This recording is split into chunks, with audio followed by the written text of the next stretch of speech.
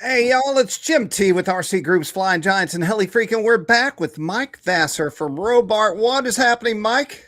Hey, buddy, what's going on? Nice and warm out there. I hope everybody's out flying. Perfect It weather around the feels like country. Florida everywhere. So if you don't know, Mike does how-tos on everything, and we're doing more of a how-to continued from last week.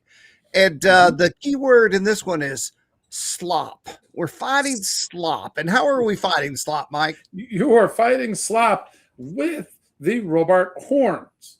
So, for all you builders out there, or even if you've got an ARF and you want to upgrade, or if you've broken a horn on anything, a foam plane, a balsa plane, carbon, anything with the carbon fibers, any of the fiberglass planes that are out there, you need to be able to control your control surfaces. So, but to control that, you got to get rid of all that slop, and Robart horns are good for that. It's an upgrade. So I know as an RC pilot and builder, I'm always trying to upgrade, modify. And so this is a quick and effective upgrade. We're going to show you how they work and answer a few questions. You got it. So, Jim, over here, what we went through in your last video, which I'm sure you're going to put a link to below, right, for the last Yes, video. yes, yes. Okay, we're going to go through the Super Ball Link control horns that Robart has. Okay, now these are part number 330, 331, 332, and 333. What makes these quote unquote super is that they have an aluminum ball link inside of them. So let's go ahead and open up the 1 inch.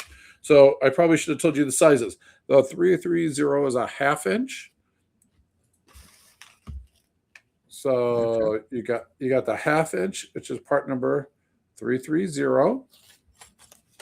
The 3/4 inch, which is part number 331. The 1 inch, which is part number 332. And for all you big giant scale guys out there and gals, part number 333, 1.25 inch Super Ball Link control horn. So what I've got here is I'm going to open up the 1 inch and you can see what we got, what it comes with. I'm going to try to do this without cutting myself. Okay. And have everything go fine. Yeah, don't lose anything.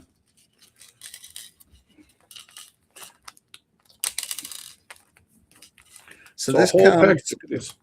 right, more than just control horns.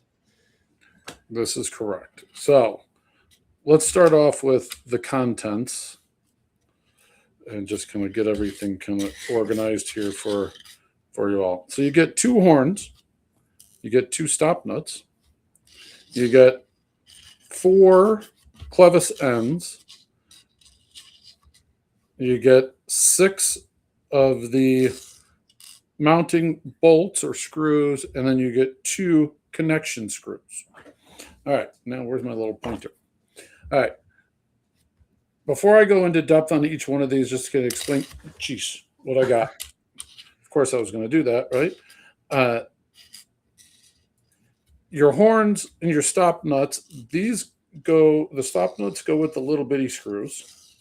And then your clevis ends, these are a 440 and a 256 threading on the female side here of the clevis end. So when you get these, you're not going to use all 4 of them with this. You're only going to pick 2. The reason we offer both of these is it all depends on your model and what kind of push rod that you have connecting into the clevis end here. Either going to be 256 or 440. Now, when we were talking about slop earlier, that's where this really comes in, is since these are threaded in there, as you're putting them, you're going to be able to thread this nice and tight or loosen it back up as you fly that plane and you find out what you need to do, or you're doing all your testing. So you can get very, very tight specs on your throws, and you can get it exactly where you want it. That is correct. All right. Now, also, these 6 bolts here, these 6 screws here, are the mounting screws to be able to mount that there. All right. Also, don't forget, grab your Zap Blue thread locker. Should be thread locking these. Once you get everything set, get that thread locker in there so that that doesn't bounce loose, and then you start to lose. You start to gain slop. We don't want to gain slop. Get rid of it. Use Right. that Zap Blue thread locker. Okay. Now on the horn, this is why we call this a super ball link horn. You can probably tell the difference here as I'm getting the light on it. This ball link, that's an aluminum ball link. So instead of what we had before with the other ones, where there was a plastic ball in here, which can wear out a little bit faster, we've now upgraded these ones to the metal, to the aluminum ball link. I can And give so, you a close up on that right here so you can see that oh, metal perfect. ball. Yeah. Nice. And then that's where these threaded screws, your smaller threaded screws, are for connecting your clevis end through that metal ball link and with the smaller screws. And your nuts are actually stop nuts. These are not just regular nuts. They've got a nylon insert in them. Okay. Great. So that's going to be able to help keep everything nice and tight. And together. And together, right. Yes. And so, and all of this is the same layout, no matter whether you've got the 3/4 inch one all the way up to the 332, which is the 333, the 1.25 inch one. You're still going to get the same products. The only thing that's going to change is the size of your horn. We'll probably go over this as we did this last time. The size is, if you took a parallel line from the bottom of the horn here up to the ball, center of the ball, that is your sizing. Okay. Okay. So since this is the 1 inch, that's 1 inch distance right there. Okay. Jim, questions?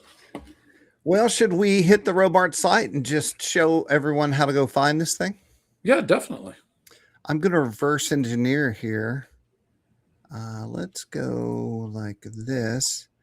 So let me first ask: is this a model? Does this guy in the video actually know what he's talking about, or is this just someone hired for his good looks? He's just hired for his good looks.